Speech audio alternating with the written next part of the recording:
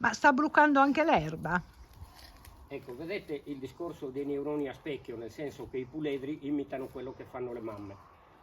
Lei non ha una dentatura capace di aggredire la carruba perché le carrube sono dure, però è già in condizioni a 25 giorni di mangiare i germogli più teneri dell'erba.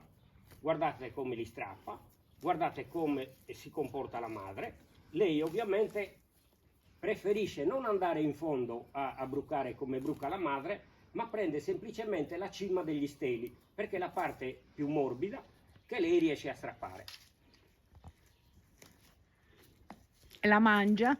Sì che la mangia. Vedi, adesso sta tornando verso le carrube, anzi sta Marzolina. tornando verso di te. Che meraviglia. Vedi, ha preso una carruba, adesso però si accorge che non riesce a masticarla e la sputa.